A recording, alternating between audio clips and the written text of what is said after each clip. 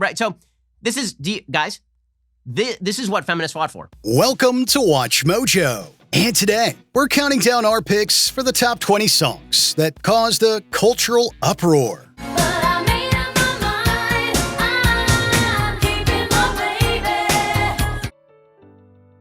Number 20, W.A.P. Cardi B featuring Megan Thee Stallion. Bring a bucket and a mop for the sweat and gushy. W.A.P. somehow toes a line between critical acclaim, enormous popularity, and controversy. You can just tell from the title, which stands for, well, you probably know. While the song was praised for its empowering message, the lyrics are unapologetically graphic and wildly, almost comically explicit. Some religious and parental groups saw the song as harmful, especially for younger audiences who might be exposed to it via TikTok. But the biggest backlash was in conservative circles, with figures like Ben Shapiro and Candace Owens condemning the song as immoral and culturally degrading. Shapiro, in particular, went viral for reading the lyrics on a show, a funny occasion that many found the time to mock. I said certified freak 7 days a week. Wet ass P-word. Make that pullout game weak. Yeah, you effin' with some wet ass P-word. P-word is female genitalia. Number 19, Dear God, Ecstasy. Now, a personal anthem of sorts, Ecstasy's Dear God caused quite the uproar in the mid-'80s. Even though it wasn't that long ago, America was significantly more conservative back then, and religion was taken far more seriously. So, Dear God, which is sung from the perspective of a doubter, caused a huge cultural backlash. Many saw the lyrics as anti-Christian and blasphemous, and at least one radio station in Florida received a bomb threat after playing the song. Meanwhile, several radio stations outright refused to play it, and Ecstasy frontman Andy Partridge was inundated with hate mail. But despite the controversy, Dear God has remained a powerful anthem for those wrestling with questions of faith, suffering, and religious authority.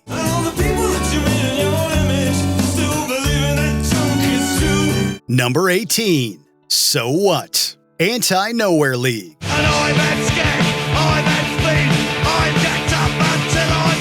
Punk was roaring in the late 70s and early 80s, and So What? Is a defining example of how controversial the genre became. The song is filled with graphic and taboo language that still packs quite the punch. We can only imagine how offensive it was back in '81. Actually, we don't have to imagine, as the song was essentially banned in its native Britain under the Obscene Publications Act. The BBC refused to play it. The single was prohibited from sale, with police seizing all copies from the distributor. Meanwhile, punk fans celebrated the song as a rebellious anthem against censorship and authoritarianism, the very authoritarianism that prevented it from being played. And who cares about you? Number 17, Smack My Bitch Up, The Prodigy.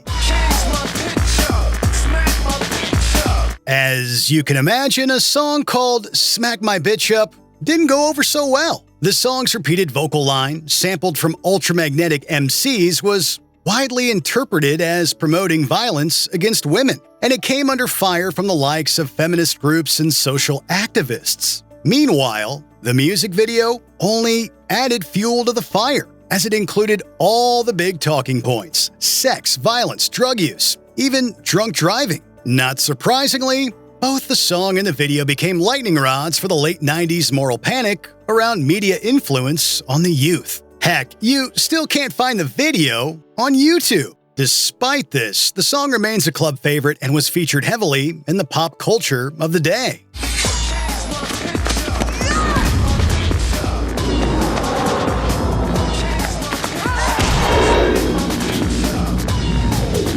Number 16, One in a Million, Guns N' Roses. They come to our country and think they'll do as they please. It didn't take long for Guns N' Roses to start ticking people off. Their second album contains a wildly offensive song called One in a Million, the lyrics of which contain many slurs, including the N and F words, not to mention some wildly homophobic and racist remarks. In fact, the cover art of the album contains a mock apology for the song, so the band knew they were releasing a real eyebrow raiser. It offended many listeners and even some fellow musicians, including Kurt Cobain, who, according to Nirvana manager Danny Goldberg, was deeply offended by the song. Heck, it even managed to anger the other members of the band, who asked Rose not to include the song on the album. We had the Ku Klux Klan saying we're promoting shows and backing the Ku Klux Klan, and they immediately got a letter from my lawyer.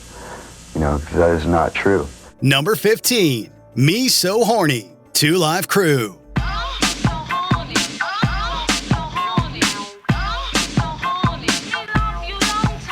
Florida basically turned into 1984 when Me So Horny was released. As the title suggests, the song includes overtly graphic and sexual lyrics, but to make matters worse, it was also accused of promoting stereotypes, as the hook was taken from an Asian character in Full Metal Jacket. 2 Live Crew was successfully brought up on obscenity charges, the first time in American history that a music album was declared legally obscene, so the album was banned, and police stormed record shops and arrested owners who were caught selling it. However, this reaction drew even further controversy, with many arguing that it violated the group's freedom of speech. The ruling was eventually overturned on appeal, turning 2 Live Crew into paragons of musical expression. I'm a freaking heat, a dog without warning. My appetite is love, 'cause me so horny. Number 14, Darling Nikki,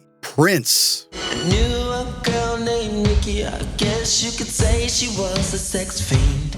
Purple Rain was an enormous hit, but some people objected to the 5th track, Darling Nikki. The song describes a sexual encounter, and despite never releasing as a single, it quickly gained notoriety for its explicit lyrical content. The backlash began when Tipper Gore, wife of then-Senator Al Gore, caught her 11-year-old daughter listening to the song. She was blindsided by the lack of warning over its lyrical content, so she and a few others formed the Parents Music Resource Center to advocate for warning labels on explicit music. They even brought the case to the Senate, and while no government regulation was imposed, the music industry agreed to do something about the problem. And that's how the parental advisory sticker was made. The lights went out, and Nikki started to grind.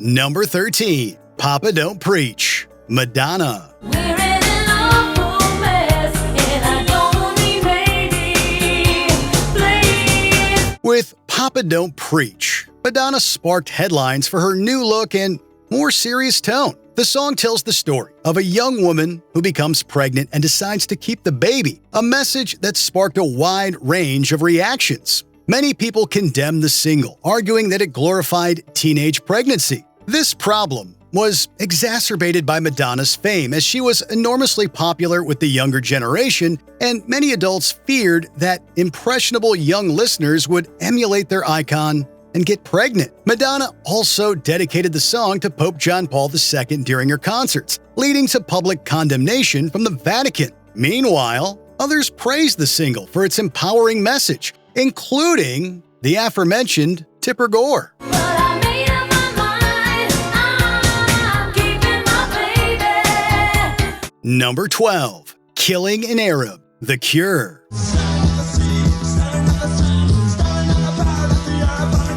Misinterpretation can cause a lot of problems. Just ask The Cure's Robert Smith, who admits that he should have called Killing an Arab something else, as it would have saved him and the band a lot of unwanted trouble. The song was inspired by Albert Camus's novel, The Stranger, and narrates a scene where the protagonist, Merso, kills an Arab man. It uses the novel's scene to explore themes of existentialism and alienation, but many listeners simply assumed that it was racist and promoting anti-Arab sentiment. These critics often didn't listen to lyrics, or they didn't have an understanding of their literary connection. They simply read the title and made a false assumption.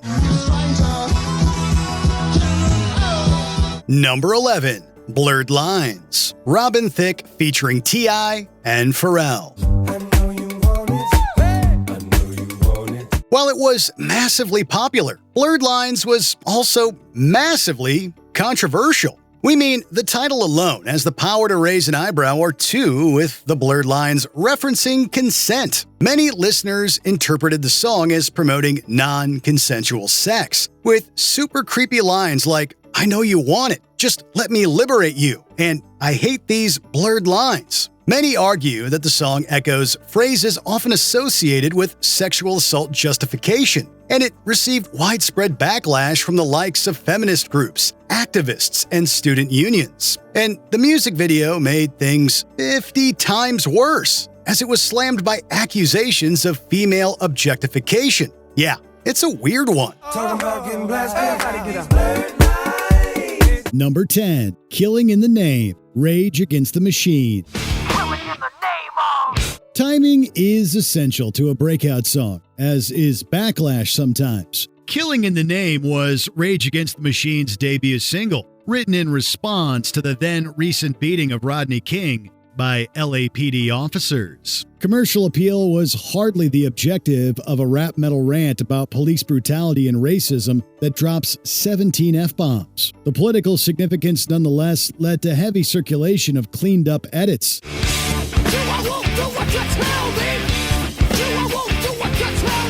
Outrage over the obscenity may have distracted from the song's message, but even political moderates who understood were disturbed by the belligerence. This controversy announced RATM as a uniquely confrontational voice in mainstream music. Killing in the Name is itself considered a classic, which has gotten no less controversial or relevant since 1992.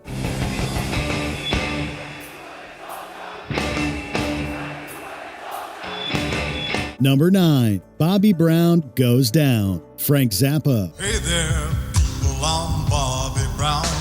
They say I'm the cutest boy in town. The endlessly inventive Frank Zappa spread many complicated themes through edgy comedy and double entendre. Some say Bobby Brown Goes Down especially loses the message in its pushed envelope. The ballad is told from the perspective of a misogynistic yuppie who begins questioning his sexuality after an encounter with a butch feminist. Oh God, I am the American dream, but now I smell like Vaseline.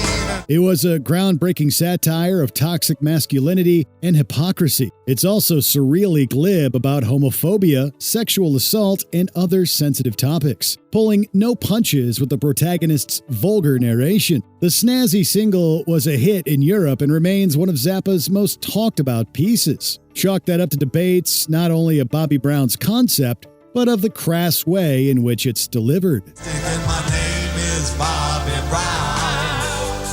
Watch me now, I'm going down. Number 8, God Save the Queen, Sex Pistols. God save the Queen, the fascist regime. These punks sure weren't covering a patriotic hymn for Elizabeth II's Silver Jubilee. The Sex Pistols' God Save the Queen was an angry anthem that dehumanized the Queen as a representative of the greedy establishment. What was meant to be a rallying cry for the working class was seen by many as a condemnation of the English people, to say nothing of monarchists.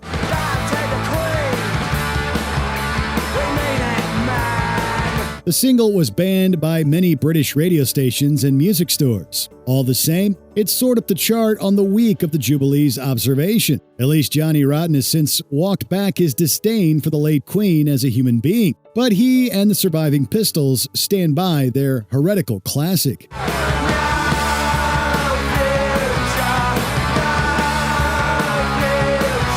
Number 7, F the Police, N.W.A. Coming straight from the underground. A young got it bad cause I'm brown. Few songs this directly offensive are this ingrained in pop culture. N.W.A.'s Let's Just Say F the Police dramatizes a court proceeding in which the rap group holds a police department on trial. The ensuing testimonies paint the organization as a racist and corrupt gang in its own right. You rather see me in the pen than me and Lorenzo rolling in a benzo. This was one of the first hip-hop songs to use anger and obscenity to draw audiences to social issues. Of course, many just dwelled on the anger and obscenity, but it spoke to so many people's own outrage about institutional injustice that it transcended cult status. It's an iconic protest anthem that revolutionized a music genre. It's also a blunt statement that skewers a whole group with shock value. Hold it, so the police didn't like that song? No, they didn't, for some reason. I thought it was such a catchy number. Number 6. Try That in a Small Town. Jason Aldean. Well, try that in a small town. See how far you make it down the road. With the 2020s being marked by division across the United States, Jason Aldean affirmed Americana in the crudest way. Try That in a Small Town blasts American cities as being more tolerant of violent crime and political upheaval than rural communities. The song naturally infuriated those who felt that the song misrepresented urban culture and political activism. Some went so far as to accuse it of romanticizing reactionary violence. Round here we take care of our own. You cross that line, it won't take long. The more credible criticism is that Aldean, who does not come from a small town, promoted offensive stereotypes of said communities. Either way, the controversy naturally boosted Try That in a Small Town's popularity and debates about its sentiments.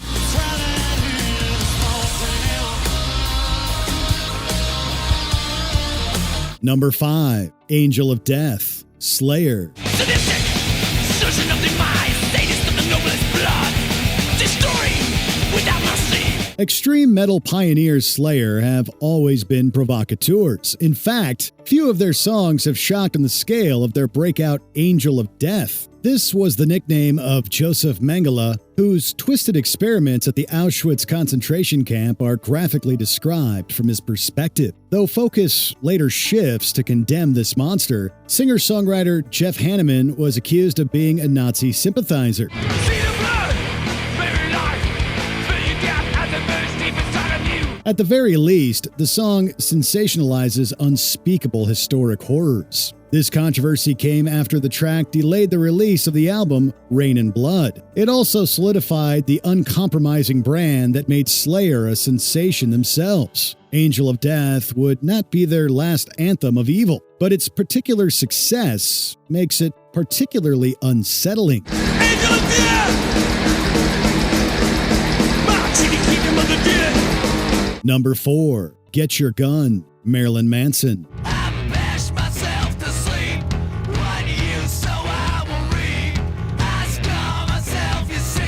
It was only when the band Marilyn Manson took their shock value into politics that the world took notice. Get Your Gun refers to Dr. David Gunn, who was murdered by an anti-abortion extremist the year before. The song also samples audio of Republican politician R. Bud Dwyer taking his own life on camera.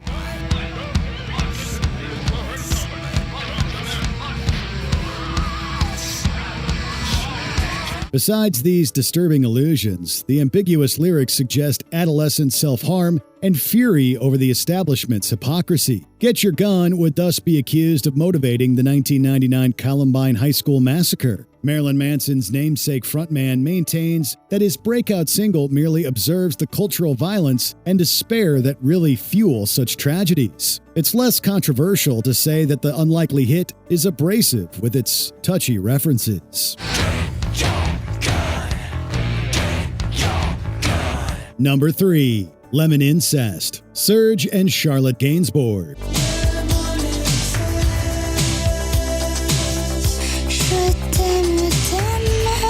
Before becoming a revered movie and music star, Charlotte Gainsbourg made a bold debut with Lemon Incest. Subversive pop star Serge Gainsbourg and his preteen daughter croon about their affection for each other with steamy phrasing. The song obviously disturbed the public, especially with the music video featuring the Gainsbourgs in a bed. Naïve comme toi, tu n'y dois sans. Charlotte asserts that she and her father shared an otherwise appropriate relationship and that the song aimed to be mockingly provocative. As scandalous as it still was in 1984, it's even more so now. This was compounded by mounting allegations against Serge of harassment and misogyny. Lemon Incest may thus be one of his most assuredly ironic shockers, but it may also be his most tasteless.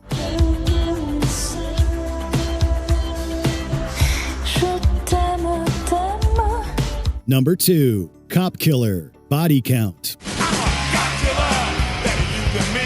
Body Count's real splash in hip-hop and thrash metal was over their combined political shock value. The band's self-titled debut album ended with a tirade against police by an armed vigilante. Needless to say, Cop Killer sparked outrage within and beyond the law enforcement community, who worried that the vulgar track endorsed attacks on police officers. Frontman Ice-T and others argued that the song just expresses the mentality behind a terrible response to police brutality. We could have preempted Rodney King. You know, the record had been out almost a year and a half before the controversy hit. I walked into the studio singing Psycho Killer by the Talking Heads. And my drummer was like, man, they need a cop killer. I'm like, why? He said, so these cops will know they can't get away with what they doing. Nonetheless, Body Count reissued the album with a replacement final track, Freedom of Speech. Moreover, Ice-T's acting career is highlighted by the role of Detective Finn Tutuola in the Law & Order franchise. He still performs Cop Killer live, fully aware of its disturbing interpretations by a wider audience.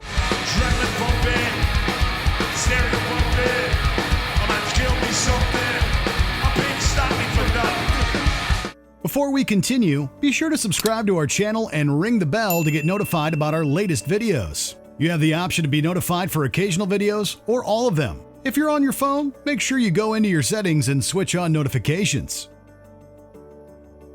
Number 1. Kim, Eminem. Oh, look at Daddy's baby girl. It's Daddy's baby.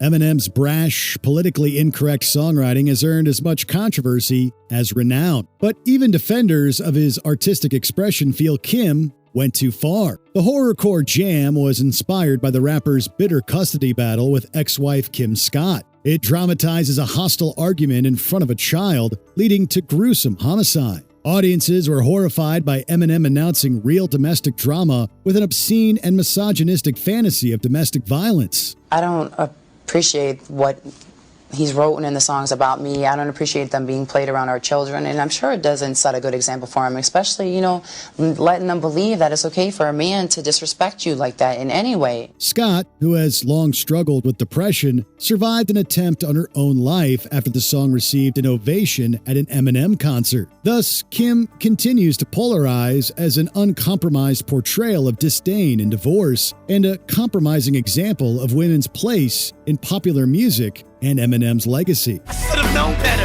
when you started to act weird. We could have. Hey, where you going? Get back here! Did you take offense to any of these songs? Let us know in the comments below.